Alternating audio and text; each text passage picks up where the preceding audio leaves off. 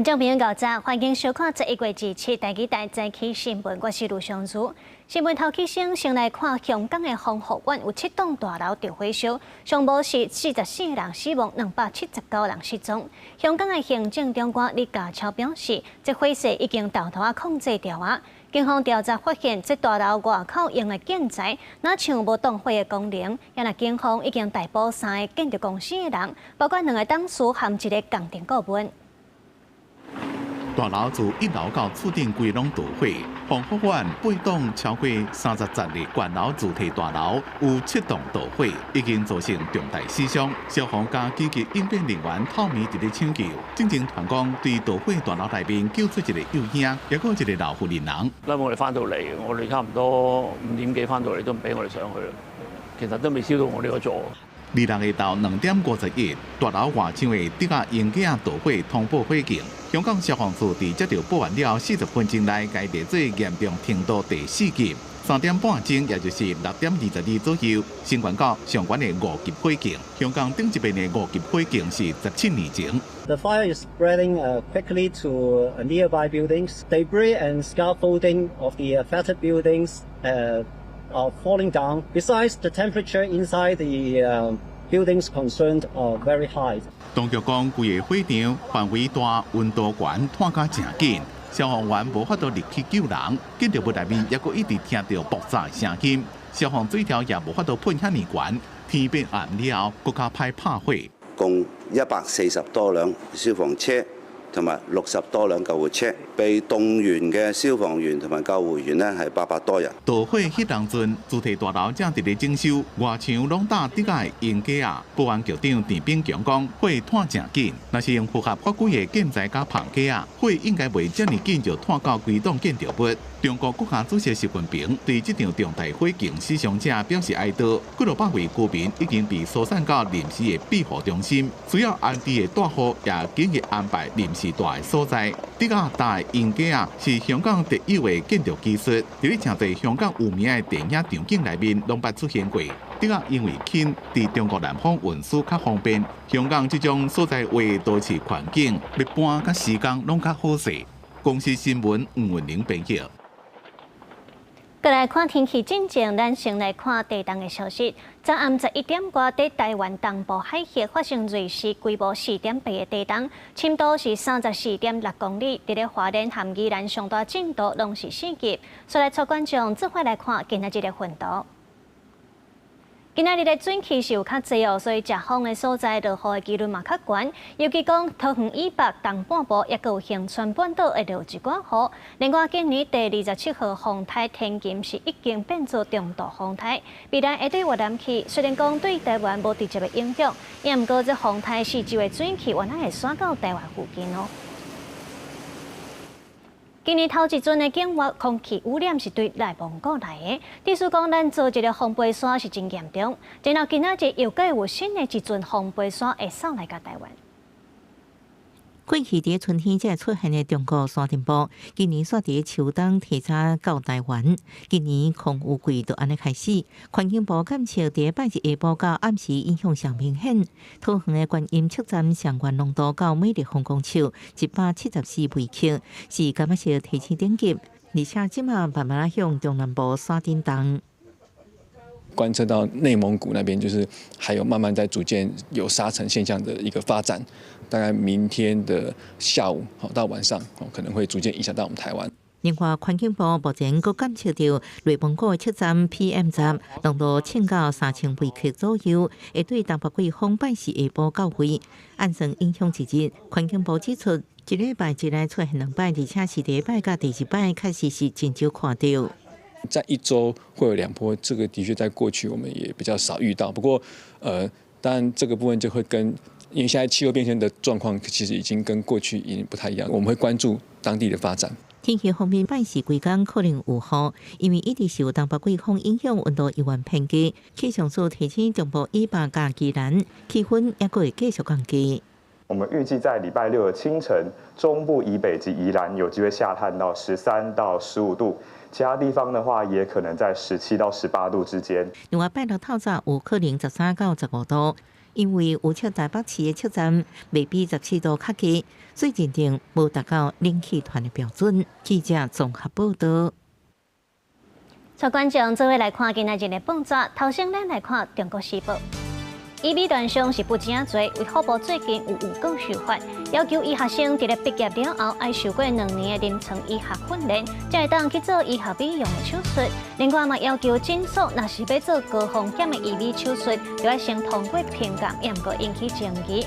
医事署长是和医界团体初步达成加强 EV 管理，一个临床医学训练2大共识。过来，咱来看《联合报》。国内伫咧化妆品当中是检出禁用的色素苏丹红。卫福部长赵宗良表示，这苏丹红会入去化妆品的查验项目。是药师表示，2礼拜内的清查了嘛，要求业者就要完成登录。过来，咱看《自由时报》，针对立法院10时3读通过的再修版的再违法，行政院今仔日要过来提复议案。老总统特别强调，若照在野党第2届修法通过的再违法，中央就要举债5000多亿，未来就连救灾也有困难，所以就请各会调野党团一个立法院和行政部门进一步来协商。为着要强化自我防卫能力，总统赖清德有投诉美国的华盛顿邮报，讲要提出大约新台币1.25兆的国防特别预算来展现自我防卫的决心。嘛有讲到，中国是要用2027年武力统一台湾来做目标。在中国所有并吞台湾的剧本当中，最具威胁的不是武力，而是放弃。总统赖清德投诉到华盛顿邮报，承诺台湾会提出一条400亿美金的追加国防预算，包含对美国新的重大军购、强化无对称作战能力，展示自我防卫决心。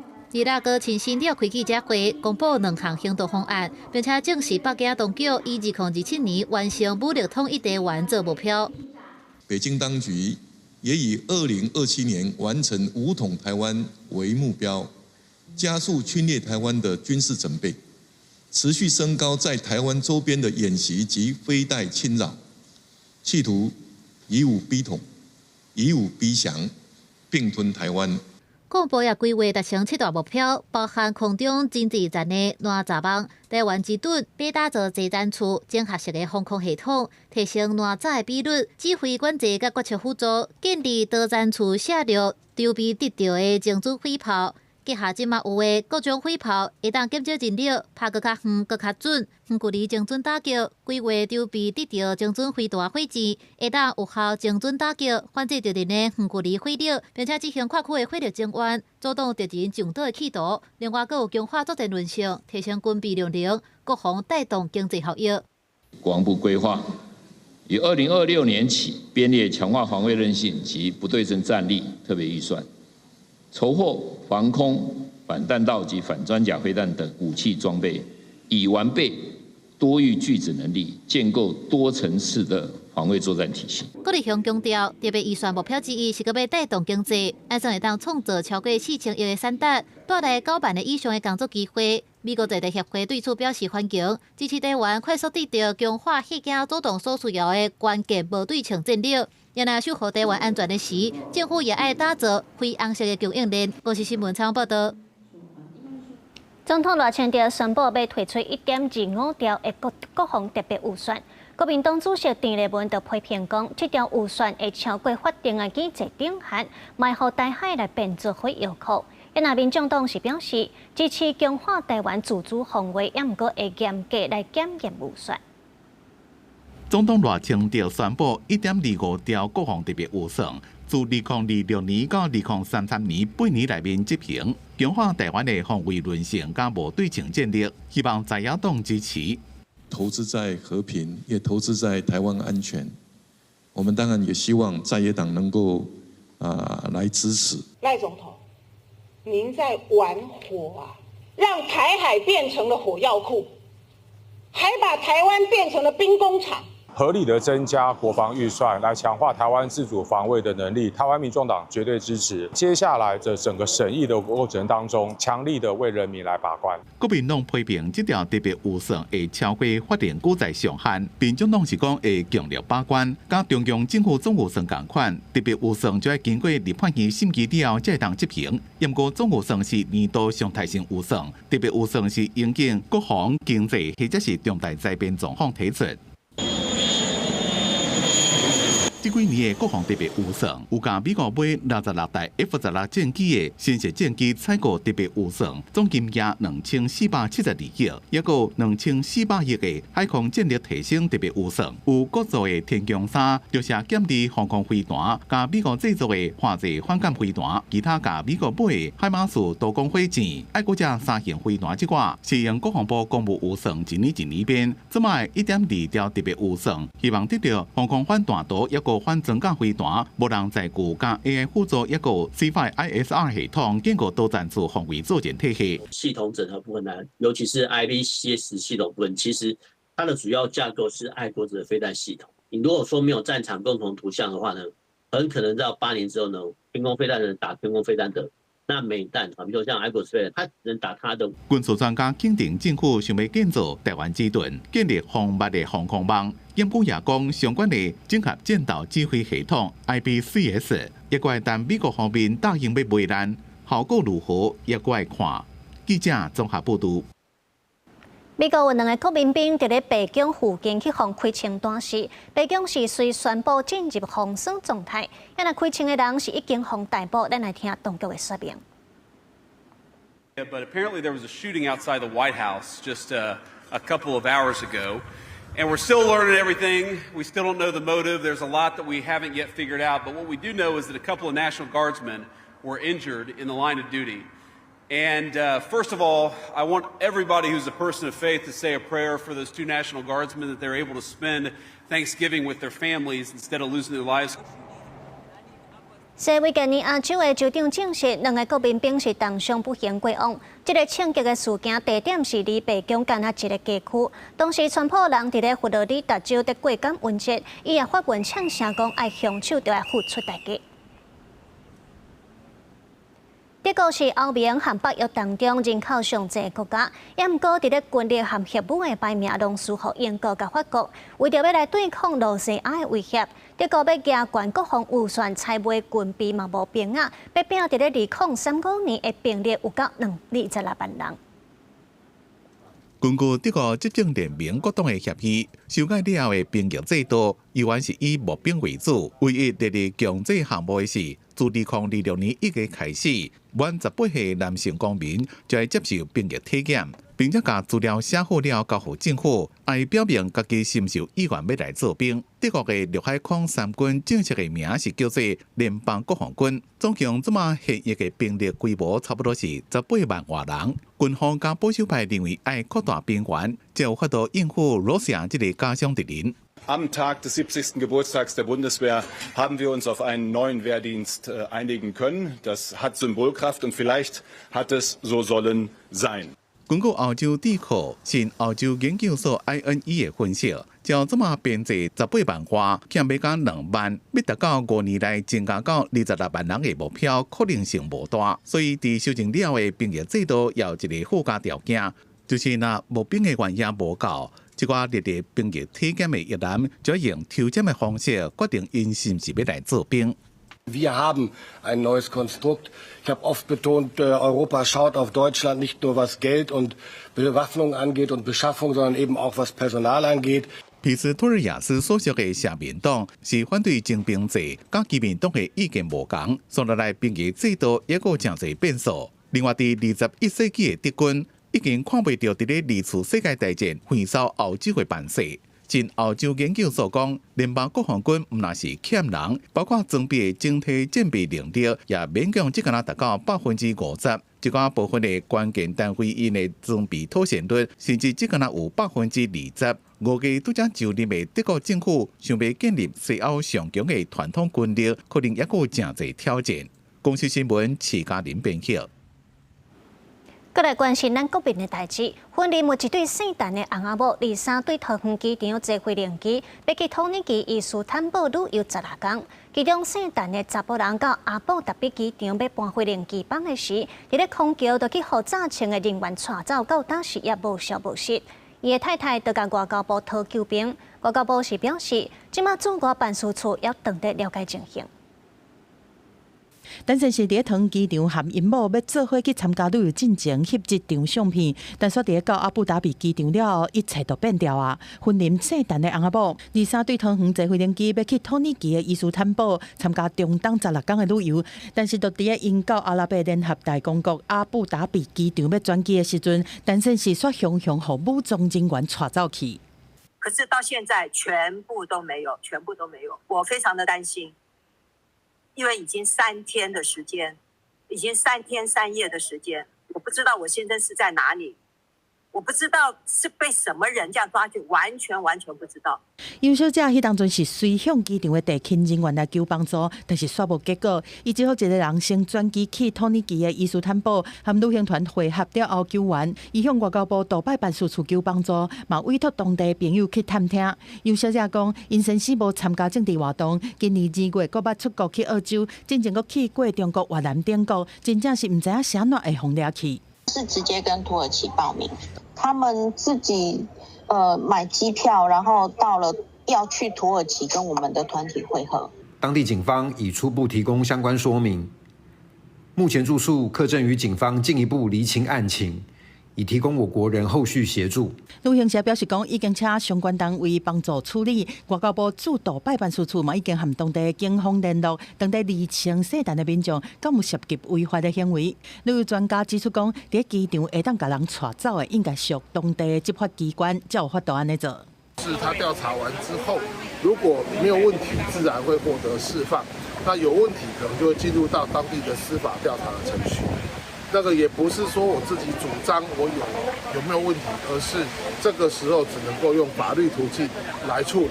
李基高表示，若拄到亲像这种状况，应该透过驻外的办事处来寻求法律的协助。执法单位是伫咧调查有初步的结果了后，才会当来确定敢要开放当事人的自由。记者综合报道。今仔日国际上有啥物大代志？咱做伙来看世界。香港的主体大楼防护院着回收上无是44个人罹难，但嘛因为拍火阻碍着交通。香港的教育局是宣布，今仔日上无11间学校停课，明仔载和后日总共4场的立法会选举论坛会暂停举行。过来，社会国家几类阿比索伫咧大选进行3天了后，军方伫今仔日宣布已经全面掌控国家，总统去互人逮捕。也那军方宣布全面停止选举的程序，然后阁有所有的媒体节目嘛拢停掉，陆海空的边境拢封起来，也强制实行宵禁。G20 领袖最近伫咧南非召开峰会，也毋过川普无去，因为川普讲因对南非的白人发动暴力迫害。川普发文表示，南非政府侵犯白人的人权，伊也被邀请南非来参加明年伫咧美国办的G20峰会。真侪台湾人爱去日本观光旅游，也毋过来注意哦。最近伫咧日本是当地流行捧果病，这是一种透过呼吸道和烂手传染的病，互人患着了后会出现感冒的症状，面和骹手拢会红红。目前无有放射通治。也那疾管署是表示，捧果病目前伫咧台湾无流行，也毋过已经有几啊个例咯。囡仔的面甲手拢红红，敢若捧果同款，这是即马日本当地流行的捧果病。医生讲，这款病是病毒 B19 造成的，主要是透过呼吸道也个有烂手来传染。初期会出现感冒的症头，续落来会出现红斑。若是免疫功能较无好的囡仔，也是有心的人，就要特别注意。所以呢，它还是会有致死的问题。那特别是那个免疫功能不好的小孩，本来自己免疫功能就不好。或是说呢，它是比如说像那个儿童癌症啊，或者像那个儿童先天性免疫不全啊这些问题。那如果他是第一次得的话，他又怀孕的话，这个病毒是会通过胎盘。传给胎儿。传给胎儿，它可能就会有2% 是会造成胎儿水肿或是胎儿死亡这样。膀胱病目前伫台湾并无流行，但是已经有出现零散的个案。疾管署是表示，收到通报内底拢是轻症，并无重症患者，不过也是提醒国人爱做好预防，接洗手。只要落实手部卫生跟呼吸道礼节呢，那尽量不要到比较拥挤的地方去，这样子就可以避免感染。那如果说有身体有不适的话，那也能够尽早的来就医，这样子的话就可以比较够减少重症的一个情况的一个发生。疾管署也讲，膀胱病目前是无预防性通治，主要靠民众家己做好预防甲保护。医生也讲，膀胱病的流行期是寒天到春天这卡刀，这段时间也拄好是流感的流行期，所以若是有症状，就要赶紧去互医生看。记者陈心彤、谢桂林台北报道。台湾的导演周树汉的剧情短片《南方时光》，本地是为入围摩洛哥的国际影展，所伫咧出席进前，甲通知讲，摩洛哥无法度发签证，也有放映许可。电影就安尼无缘无故互取消入围，我家是认为讲可能是中国的打压。那你要不要问问看他们局势什么时候会好？我不要拿社会账。电影内底演员讨论股票大落的无奈，背景拄啊公布1996年大海飞船危机。南方时光是导演周树汉家己成长经验创作的电影，背景设定就是台湾当年的后一摆国民直选正副总统，入围本届金马奖最佳导演、最佳美术设计，也有最佳造型设计奖项。原本也入围摩洛哥马拉喀什国际影展，却是无缘无故做着取消入围。如果一部电影有机会到国际上放映，那因为电影其实是连接文化的窗口，但是有一个无形的力量，我们也不知道是什么力量，然后就改变这件事，或是扼杀这件事情，对于任何的创作者来讲，都是最不乐见的事。摩洛哥马拉喀什国际影展受摩洛哥王室支持举办，2001年成立，今年是第22届。展期对本月28开始，评审团主席是韩国有名导演洪俊浩，是北非地区法语使用区的重要国际影展。人伫澳洲参加亚洲电影节活动的周树汉，原样接受访问时讲，知影这个代志心情真复杂，感触真多。百感交集，真正我的立场是不想多做揣测，但是觉得。而且，因为其实台湾的不论是电影或台湾的创作者要走向国际、进入到国际，已经是一个不简单的事情了。除了电影内底公布讲到中共的举行飞弹试射的军事演习，男主角也讲到上好是飞弹直接甲学校炸掉就免去啊。影片内底有中华民国真侪国旗，宣传车有民主爱确保标语，引发外界怀疑是不是因为政治敏感的因素，而造成这个中国施加压力。我是没有感觉到什么样的敏感啦，然后因为如果说就算我觉得敏感，然后我要他改掉1995、1996，是不是我自己就在做自我审查？他的言论自由了。感谢叶志言强调，袂因为政治敏感就做自我审查。也若周树汉是讲，策展团队甲伊讲是因为敏感因素，也毋过毋知影确实的原因是啥物。伊虽然感觉遗憾，不过也强调袂影响伊继续创作热情。记者综合报道。现在够了。国家太空中心第一个家己做的光学遥测卫星星系，复为8号的头一粒卫星坐必定卫星。原本台湾时间透早2点18分，要来坐 SpaceX 的猎鹰9号火箭升空，也毋过有抵达。然后 SpaceX 宣布为了安全取消发射，嘛拍算48点钟了后会阁发射来试看卖。3, 2, 1。超过复为8号星系由国家太空中心研制第一粒卫星，坐必定卫星。本来台湾时间27透早2点18，要坐 SpaceX 的 Transporter 15火箭，自美国加州反登堡基地发射升空。不过伫发射直播时阵，火箭倒算时间一直停伫咧15分33秒。尾下 SpaceX 宣布，为着火箭甲卫星的安全，取消发射。不过火箭甲卫星即马状况拢正好。TASA 助理工程师吴定伟讲，应该是伫咧装液态氧的过程时阵，发现有异常的情形，才会甲发射倒算时间停落来。即使是像 SpaceX 这么有经验，他们还是会遇到就是有火箭有异常的情况。那但是只要紧急的，就是尽快的去做一些适当的处置，都还是可以尽量去降低它的问题。最必定卫星是福卫背后青虾的第一粒，这个青虾是8粒卫星组成，将会伫未来几年陆续升空。加上嘛，抑阁伫咧服役的福卫5号比起来，这边新卫星的影像解析度会当到1公尺以下，用多卫星同步运作，会当大幅度提升影像取像频率甲应用的弹性，像防灾、农业、地景改变的感测，将应用在国土规划、农业监测、灾害应变以及环境保护。来提升人民生活福祉，强化国家安全，让台湾更有力量面对各项挑战。因此，它被命名为齐柏林。希望齐柏林导演的精神可以延伸到太空，继续守望台湾，关照世界。最必定卫星本来是11月10日透早被发射，要有演2遍。第一遍是 SpaceX 因为天气甲火箭整备的进度延1天。第二遍是美国联邦航空总署的有算案卡关，行政规拢停落来。自11月7日开始，禁止伫早起6点到暗时10点的商业发射。福卫8号发射的时间无法度刷到暗时，所以被迫延到27才发射。Space 他们需要更多的时间来确认这个整个的状况所以他团队当然会持续的待命等到整个发射的任务完成才会结束。好佳在火箭甲卫星这马状况拢正好，按算伫台湾时间29透早2点18再一遍发射。记者综合报道。主计总处公布去年劳工全年的总薪资平均数是73.2万，也毋过要到7成的上班族，这年薪拢无甲这个水准。或者是认为讲政府若去监视，可能会引起不满。认为讲是会当来利用社会福利等等的方式来解决薪水延偏化的问题。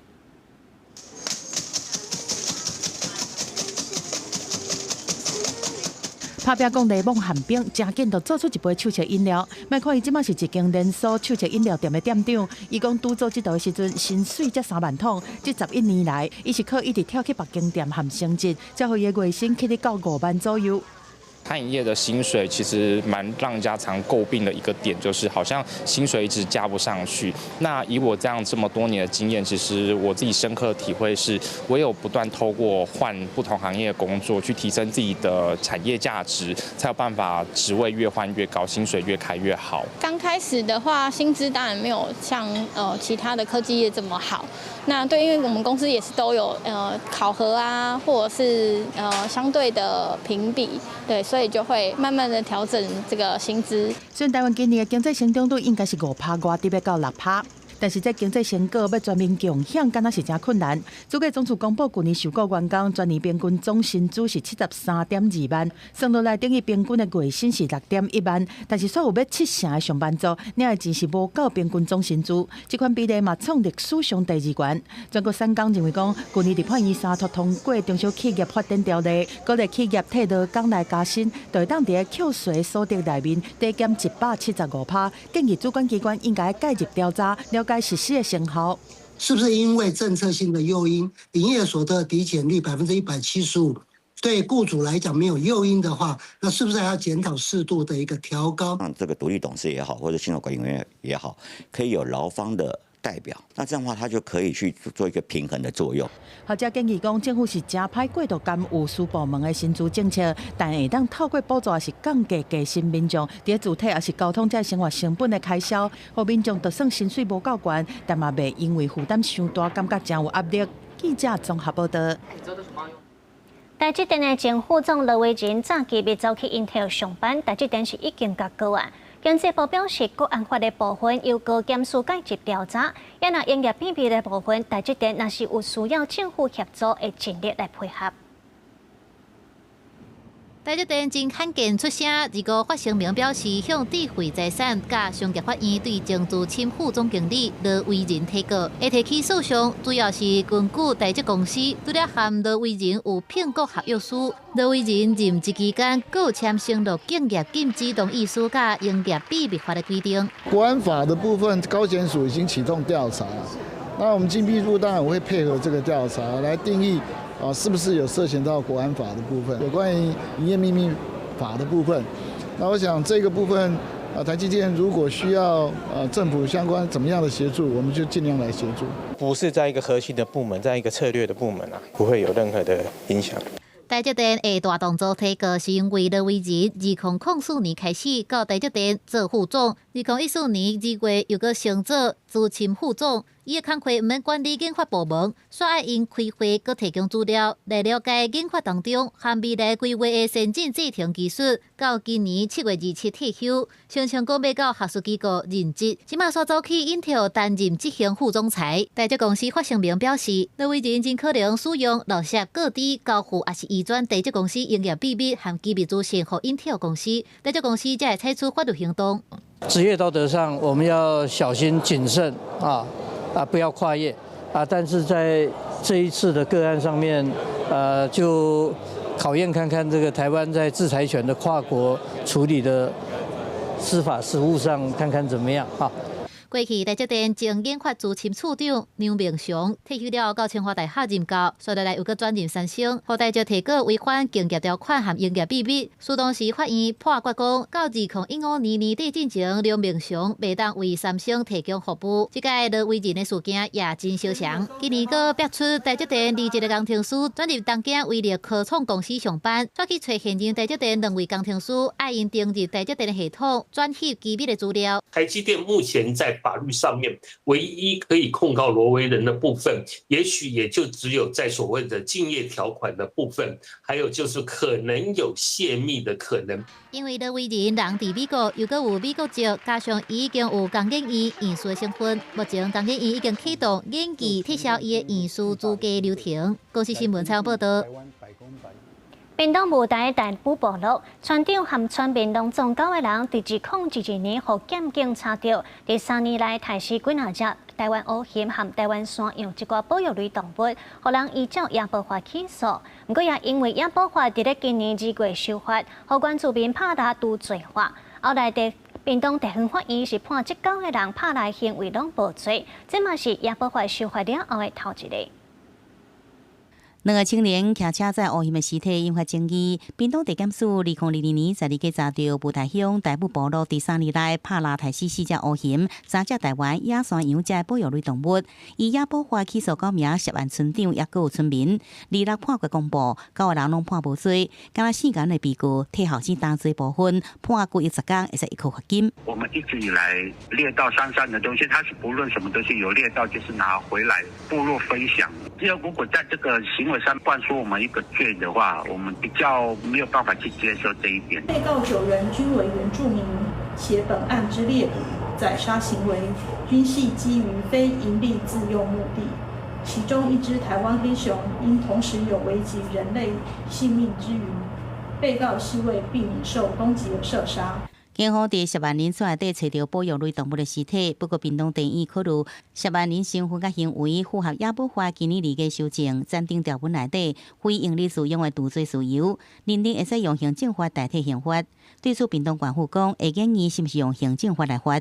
原住民一路走过来，就是跟中华民国的法律在做磨合。这个事件之后，他们也成立了黑熊巡守队。如果我们的法律是这样，请政府给予我们尊重，给予我们空间，一起来维护我们的山林。狩猎野生动物绝对不是一个自由跟权利，因为野生动物它其实是属于整个国家领域范围的嘛，应该都要受到平等的管制跟规范。所以问题是会在于说，那所谓的非营利自用怎么样被监督？原民立委甲动物团体看法无同，有近年来常常有台湾乌熊互看到出现伫浅山地区，动物团体也烦恼讲，非营利使用除罪事由无数量管制甲监督机制，恐惊难以兼顾生态平衡，呼吁政府提出配套做法，确保动物的生存权利。记者综合报道。新北市3店埔有一位女性透过173叫车 APP 叫车，刷起互司机性侵害。甲叫车平台反映了后，所甲因讲无法度处理，那这个受害者就甲因告。新北地方法院伫咧审理了后，是依照强制性交等罪来重判司机8年。另外，这叫车平台也讲，代志发生了后，就无甲这个司机合作啊。点开 App 完成几个步骤，随即上车，市面上叫车软体真多，不过民众经由173叫车 App 却是遭到侵犯。欢迎评价司机，协助我们持续改善。平台推出全台湾上小司机排放抽成25%，不过新北市一名女子用叫车系统坐车等于数的，却是予司机载到沙丁堡的爆发变去性侵犯，事后向客户来反映，对方甲伊讲无得斡权处理，予伊决定提出告诉。案件经过新北地院审理，一审依照加重强制性交这罪，当判4年的司机8年，会用上诉。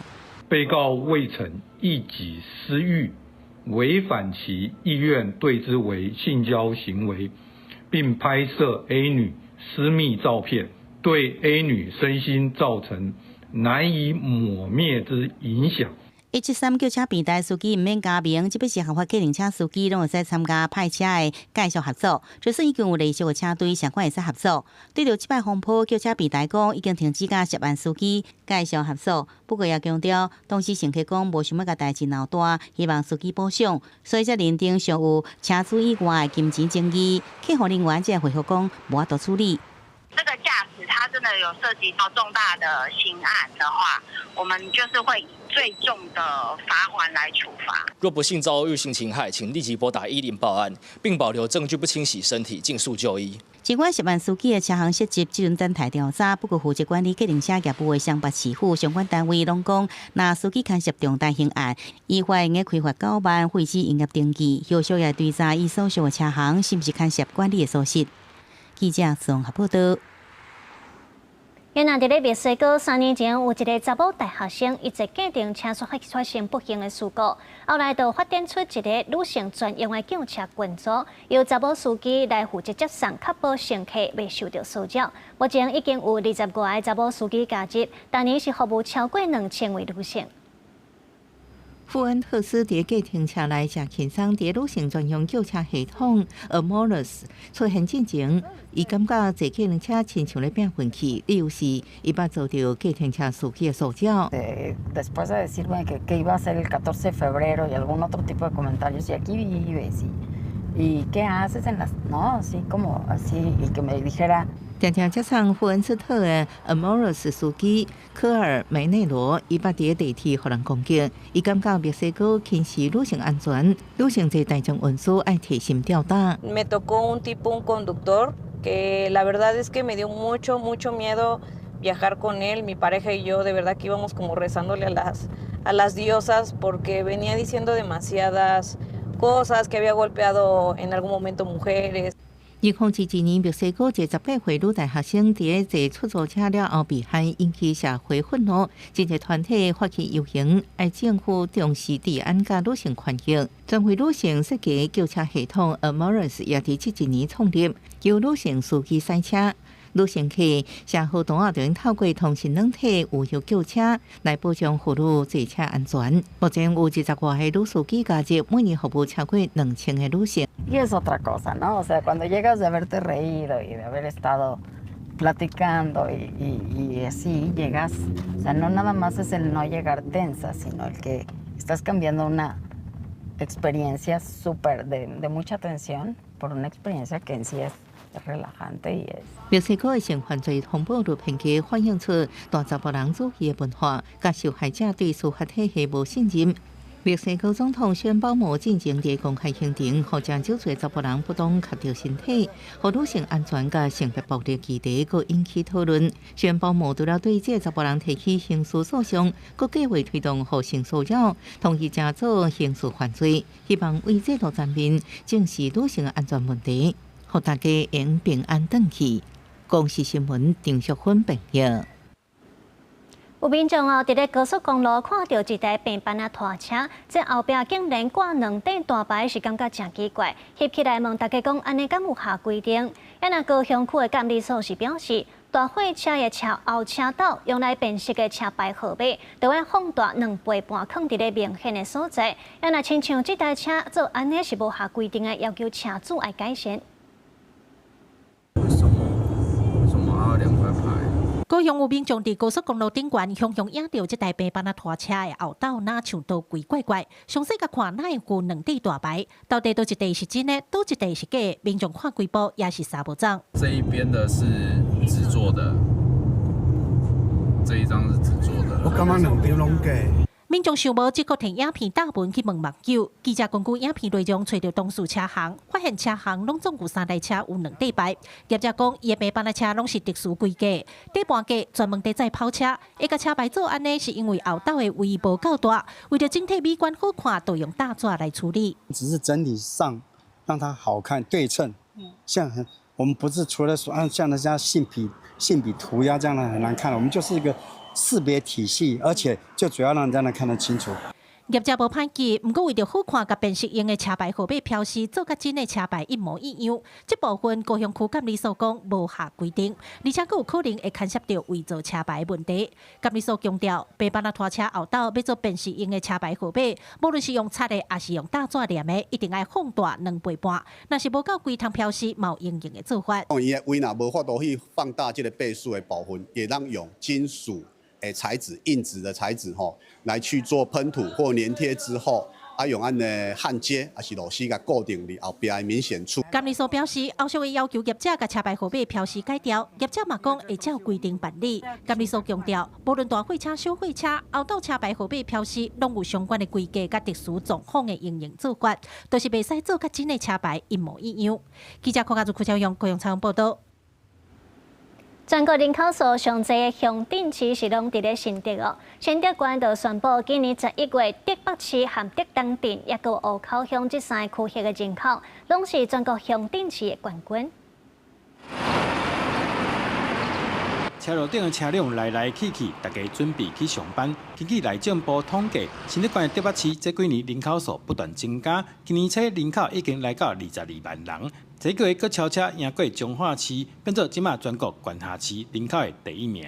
这边就业机会多，然后商业也越来越发展，然后又交通虽然平时交通不便，但是往返南北都蛮方便的，所以在新竹县生活其实还不错。这样大家可以看到竹北的市政发展有卓越的突破，不管是在国际的奖项，或者是专利的展现，亦或是创新，还有美学的城市治理，都可以看见竹北跟其他城市真正不一样的地方。请启动。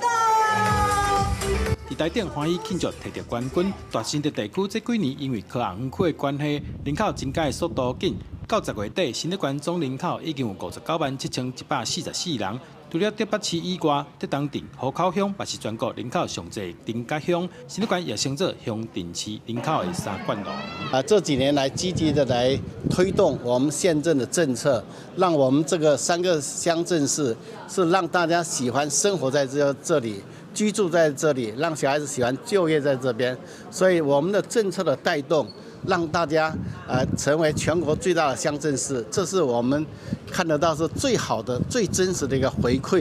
县长尤文科指出，未来会继续以科技首都做主题，强化在地文化特色，缩小市区甲庄脚的差距，带动地方繁荣发展，互伫新竹县生活成做一款骄傲。记者刘君和新竹报道。对明年开始哦，台北市的敬老卡是会当摕来浸温泉。若是安尼，对明年7月开始，搁增加敬老卡的点数，对原本的480点增加到600点。也有议员是提议讲，看敢会当来增加唱 KTV 的服务，互时大人有搁较丰富的娱乐活动。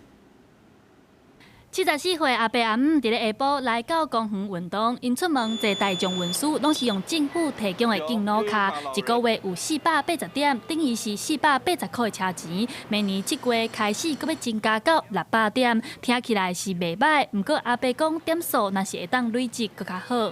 你的话无坐车，你也无迄落，无得用，家己有赛车时，无用到时嘛是要叫转去啊。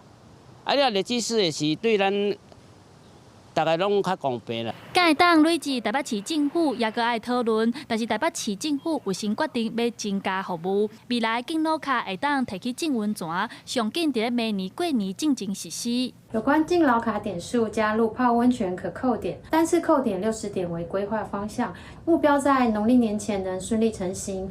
有议员也提议，看卖是毋是讲会当增加唱 KTV 的项目，或是带招朋友开包厢来唱歌。即马吼，咱咧建议讲会使来唱 KTV 啦，唱歌啦，咱会使去选择一寡合法的业者吼。KTV 互因下晡的时阵会使招一寡朋友去甲 KTV 唱歌，搁有物件通啊食。听到未来会当进温泉，阁有机会唱 KTV， 阿伯阿姆真欢喜，随唱一首来顶歌声，希望明年敬老卡毋若坐车，阁有食也有爽。好在有你的鼓励，甲我照顾，陪伴我强度坎坷的路。记者陈亚轩、林秀凯台北报道。带观众来看体坛的消息。日本东京听将奥运正式宣告，咱台湾选手是隆重摕到1块金牌、6块铜牌，一个6块银牌的好成绩。伫咧81个参赛国家当中，是排第23名。谢谢 ，Thank you。日本东京都地区小直百合子地俗调，特别用手语感谢所有选手，并且对国际听障体育总会主席亚当科少的手来接过感谢状。日本公主佳子也来到现场。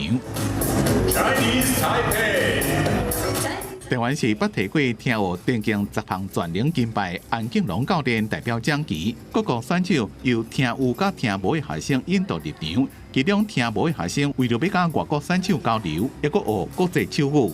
学国际手语之后，让我能跟沙烏地阿拉伯的选手聊天，真的很开心。国际手语比较难记，但跟外国人接触时会自然学起来，最后也都能记住。现场听学会期慢慢的降落，代表东京听学圆满结束。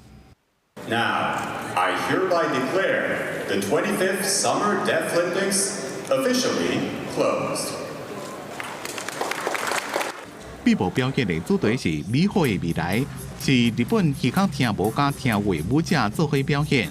因穿着代表听学会旗红、蓝、绿、黄无同色彩服装，用日本手语搭配泰国的节奏，现场的选手也第一跳，将有日本庆典的气氛。大家看到我们都会主动打招呼，还会比午安、加油的手语，很多人都这样跟我互动。因有有外国耳孔听无的媒体工作者讲，这边采访有拄到真侪沟通的困难。比赛资讯的 email 我就没收到，到了这边也遇到一些状况，有点手忙脚乱。不过整体还算 OK， 他们很严谨，沟通之后也变得比较柔和。2025年东京听学的闭幕典礼已经结束，不过后一届由多一个国家主办，到即马也未决定。就会等国际运动总会开会讨论了，才会正式公布。公司记者吴宣文、吴家宝，日本东京采访报道。过来2026年特别活络，美国牛港区的世博广场的水晶球也有新的面貌。这是有史以来上大粒的，嘛是头一届用圆的水晶，看起来是更较硬目。正大粒的水晶球慢慢升起来，灿烂眼目有够水。2026年纽约跨年的水晶球，是伫世博广场水水登场，现场真大声的破声无断过，因为今年这粒是真无共款。This is the 9th ball. It's the largest ball. It has 5,200 crystals, twice the number of the ball of the last 10 years. 1907年第一粒水晶球伫世博广场落来，这粒矿满水晶的球体，即马已经变作全球的跨年大明星。经过一代搁一代，即马新启用的跨年水晶球，号名做星座水晶球，直径是12.5尺，重量是超过12000磅。那是甲打上大，搁甲对1999年以来的三角形水晶换掉，改用圆形的水晶，搁分3种寸尺，代表无同主题。It's a lot brighter. It's a lot. I mean, it really is fantastic. 那是水晶球搁较大、搁较光，用9年的时间打造的第9代，搁装先进配备，搁甲纽约包容各种文化的精神藏伫内面。We have the most digitally evolved lighting and sound sequence that's attached to it, and the ball really, like the building, was built by New Yorkers with design, with ingenuity, and with parts and pieces from around the world. Today, a global icon becomes a quintessential New York City experience for both New Yorkers and 65 million visitors who visit New York City annually. The ball will be more than a centerpiece of New Year's Eve. It will become a touch point for people to connect to the magic of our city year-round. 8年以来，纽约的水晶球是准时伫12月31日暗时11点59分，杯砖球倒头算迎新，只有伫1943年和1944年，因为二战的时阵电工限制登去。前代的水晶球伫退役了后，会留伫时报广场1号大楼内面，做基本体验展的一部分。公司新闻林义主编译。后个月特别计划伊的耶诞节咯。根据荷兰的传统，圣尼古拉则是因正办的耶诞老人，因会伫咧逐年12月初5分礼物来送互囡仔，也拿伊身躯边迄个乌面做手，因为牵涉种族歧视，定定是引起争议。即马荷兰是甲伊打造做乌烟豚的造型来取代乌面的意义。荷兰海牙的耶诞节生活动已经开始，不是比人早，是荷兰耶诞节有2档，因为耶诞老人有2位。听讲全球耶诞老人原型是来自4世纪希腊主教圣尼古拉，了后亚美国家伫考古家新教的推行之下，耶诞老人叫做 Santa Claus， 伫12月25庆祝耶诞节。连过荷兰顶少部分地区，传统上认定圣尼古拉才是真正耶诞老人。19世纪，佮加入助理希彼得，伫当年的12月初5协助发礼物互囡仔。Today is about the children. That's really where it's about. We have a tradition here. It's called Sinterklaas, and he comes with his people to bring presents for the kids. 荷兰版的耶诞老人无坐路甲刹车，是骑白马，伊身边穿像摩尔人的小助理，方认为按照当年荷兰铁路的黑历史，最近20多年种族歧视争议无停。It's not about racism. It's about the fun for the children, and I really don't care if they're purple, green, or what color it may be. But as long as we can talk about the children and not all the adults who make such a big deal of it. 荷兰当局伫2020年禁止黑彼得抹黑面，另外创造一个烟弹彼得来反转传统。I think it's better. It's a children's party, and it should be like that. It should be around the children and not about color or something. Yeah. 烟弹彼得出世，唔那白人囡仔会当放心将面抹互乌。荷兰的囡仔册也将2位耶诞老人设定是这边兄弟一位住伫西班牙，一位伫北极圈，互囡仔12月会当摕到2摆礼物，快乐加倍。公司新闻林义主编译。天气报道在，咱来看各地的预报资料。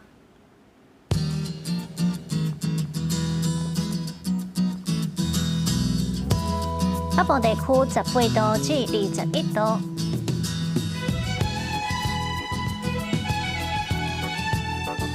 中部地区16度至23度，南部地区18度至24度，东部地区17度至23度。